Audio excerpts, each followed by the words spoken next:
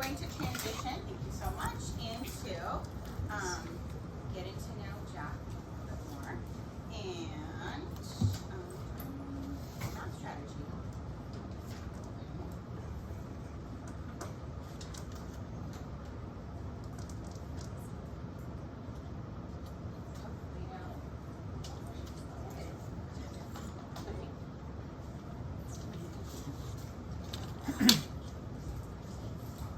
And start. Presenter clock is clicking, or is ticking. My goal is to give you guys one strategy and a little blurb about myself in less than or equal to 15 minutes. And I always start by doing math, kind of as a rule when presenting math. So it's going to move fast, but if you guys stick with it, I do think I chose one that I think will actually be purposeful. Icebreaker challenge question. Basically, I have two pieces of paper, and you have to take my word for it for the sake of time, that were the exact same size. I don't know, 12 by 19 maybe. And I made this purple one, like purple and yellow, into a hot dog cylinder, as the kids might call it. And I made this yellow one into a hamburger cylinder. Poured popcorn into the purple one. My plan is to lift the hot dog, because everybody likes popcorn on their hamburger. And, but first I have one singular question. What happens after that? There's three situations that can happen, and I'm going to give you guys 24 seconds to think and discuss before I go to show of hands. One of which, well, aside from like it ripping or something, but one of which is I could lift this up and it will overflow over the top. No? I could lift it up and it could underfill. There could be a little space at the top. And then lastly, it fills up perfect. Well, it's popcorn, it's not water, but more or less exactly at the top. 24 seconds starts now. I'm at 152. 1.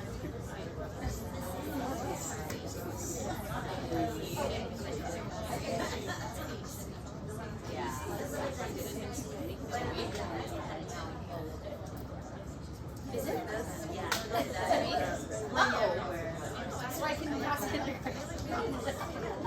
3, 2, 1, and stop. Raise your hand if you are on Team A, the overflowers. 0. Raise your hand if you are on Team B, the underfillers. You got 2.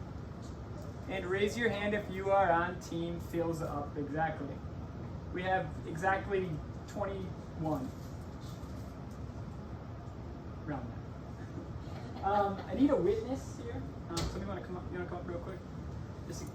All right. Make sure I'm not cheating here. And yeah, actually, can you just light me because it went under earlier. All right, I'm going for the lift of my hot dog. Popcorn's going in the hamburger. And can you tell me which team? Underfill. I lost. I'm going right here.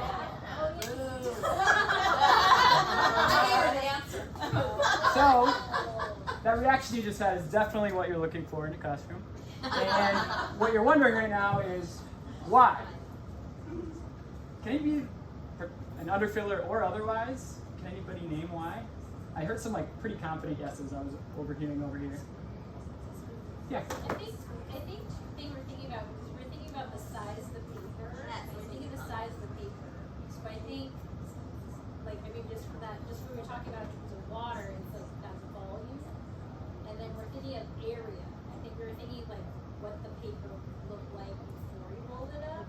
So we're thinking it would be it's the same paper, right? So it should be the same, but I think that's where we're thinking it's area versus volume. And what I would tell the kids, but for this, I really want to keep going with this, but the 15-minute thing. I would tell the kids the formula maybe for a circle, and they could adjust that to a cylinder and go from there. For you guys, this is the formula, and the radius has that power on it. So when it's bigger, it has a larger impact. Now there is math problems you can find in the textbook that look like this. That is looking for that same outcome. It's not the exact same problem, but it's looking for that same outcome. And when I did that one, my work looked like Where's my work go? My work looked like this. My computer shows something else. Oh, okay.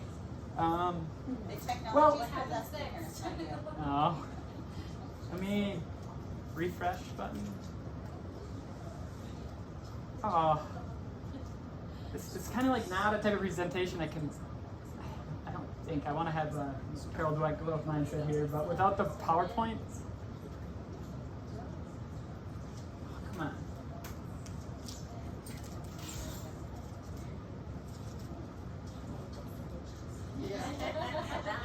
No kidding. The love-hate relationship.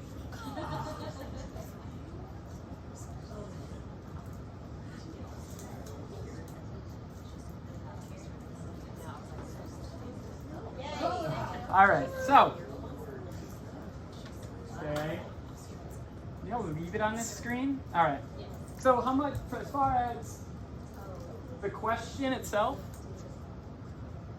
I just feel like that. I'm like, and this I'm like it's more accessible for me. And with this, I didn't. At the end, there was no. I heard a lot of people actually be like, oh, or like that aha moment. I didn't really feel that. I was just worn out. In fact, I skipped the explain your answer part. But and that's what you guys did. And we kind of got that same goal. Obviously, this stuff has to be taught. But if you're given this problem, that means you know that the case know the formula isn't plugged in. You're at that point. Name's Jack Lynch, Math Specialist for the district. Monday, Tuesdays at the tree, Wednesdays at the district office, Thursdays, Fridays here. I'm happy to be here, very genuine. From Minnesota, how did I get here? I went to college at Briarcliff University, then I taught all that underserved areas in San Antonio, San Jose, King and Story, East Palo Alto, and then I did some contractual work with Unbound Ed. I guess I technically still work for them.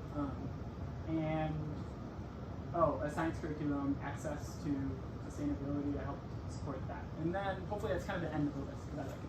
So, and then see you guys. Is that Thor? That is Thor, and I'm not like into superheroes. My kids wanted me to do it because they wanted to see me with my hair down.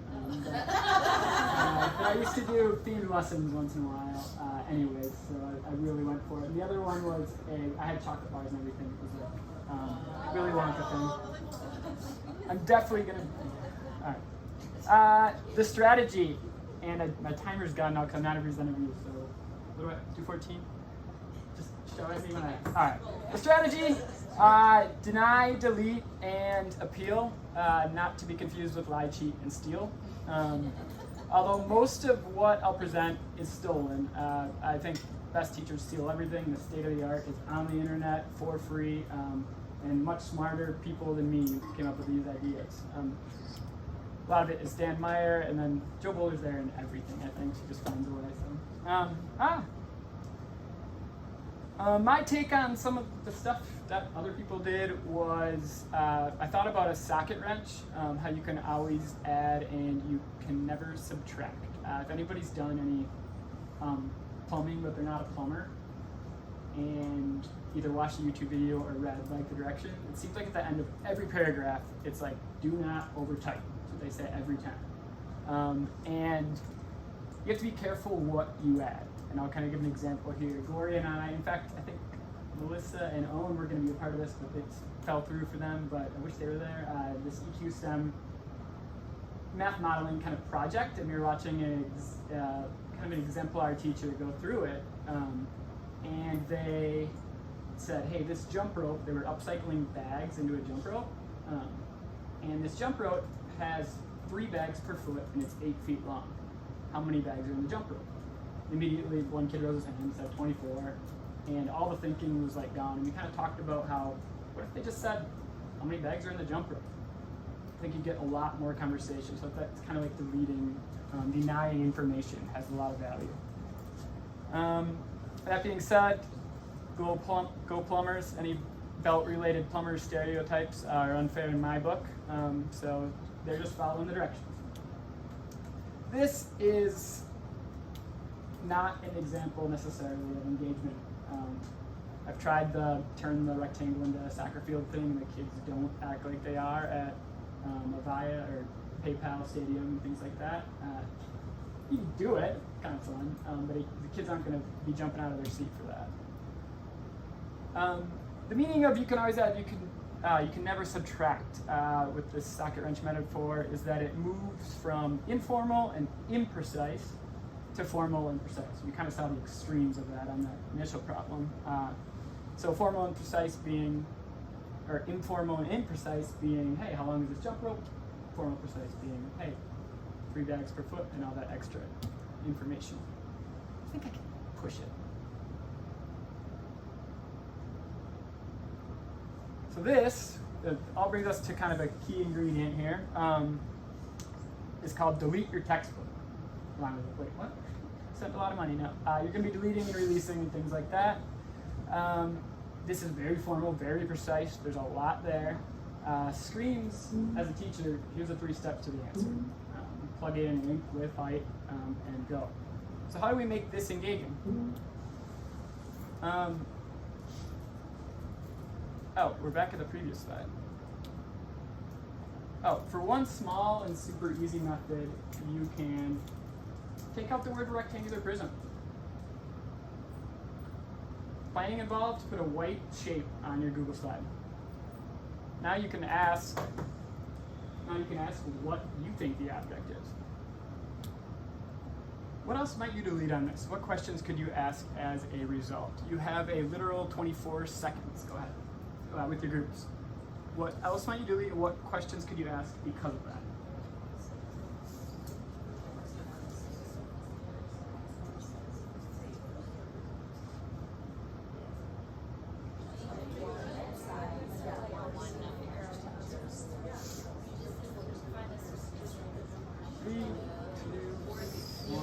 And stop. Heard somebody say numbers over here, and I was ready for that. Could go here. There's not a rate. You gotta kind of feel out your class what you think will create the arguments and things like that. But this appeals to me. Right here, I'm like,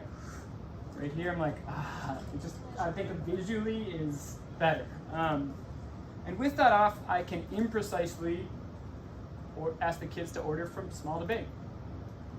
And what does that imprecise term big mean to you? Weight, height, coverage. I may ratchet to the right and run with that and say the text does want coverage. What calls it surface area. When it feels right, ratchet to the right a little bit more, maybe out of 4. Okay. Tiny little ratchet, pipes are safe, added just 1 link. Now I can ask what the other links might be. Kind of silly to say, but once the thing is not there, you can ask about the thing and let the other dimensions speak, so to say. And again, just white rectangles, so that's all the planning there was. At the end, you may want to go back all the way as it was originally. It doesn't have to be a 3-day ordeal. It's just dialing things down a bit, primarily in return for access and engagement. And it's fun for the teacher. It's actually kind of fun to make these, to get creative with it. But, this bar graph here is for 9-year-olds, and it's a lot. Note that the strategy is not just geometry, it's universal, really. This screams for text deletion. Honestly, so many situations you can create, tons of angles you can go. For sure, a place where the strategy can be a lot of fun. So I'll just throw a few ideas at you before we close up shop here. Feel that lightness right there and there. Now, I cheated. That does take plenty to get rid of the lines, but some of the other stuff is just the white rectangles. I can now ask, what could this chart be describing? You can see how it has that notice and wonder feel, but it's just a different angle. I know you guys did that a lot last year, so I was trying to build off that. Where I think once you say notice and wonder like 6 days in a row, the kids are like, you kind of lose them, or maybe you don't lose them, but it doesn't feel the same. Kids who hate computation and procedures start weighing in here. They'll say weight, land speed, height, how long they live. They might argue against speed. No way a giraffe is slower than a cow. And absolutely let them argue. Annoy your neighbor teacher, let them argue. Right here, graph fluency is growing on its own. once you get the right question at the right time, you just step back and they're actually trying to read into the graph without your help. You could ask what the title is here. Maybe scratch that and go, which bar matches which animal? Perhaps giving them the draft will cause more discourse. What is the y-axis? I got my y-axis in titles on this one. What are the numbers for each line? Students might even give uneven intervals. Perhaps that's a good spot for discussion. You can kind of decide, in a way you can kind of push them in a direction, but in a way they're choosing the direction you're going to go when you play out them. Wherever you go with it, the key here is that you're kind of creating that headache prior to the aspirin. Because I think if I sat down and said length times width times height, and I went, look, at the top it says the surface area is the same, and the volume's different, isn't that crazy? It's just hard after 5 minutes of calculating. So you kind of find those sweet spots, and a lot of the kids that are tough to reach sometimes are into that, because it's simple and they can argue about it, and kids do like arguing, as the Playworks people can probably tell you. I've also been playing soccer with a few of your students, and I'm confident there's a World Cup trophy out there somewhere. So, thank you everyone. I was going to say it took me exactly a certain amount of time, but my clock reset. If you do try this strategy, let me know how it goes.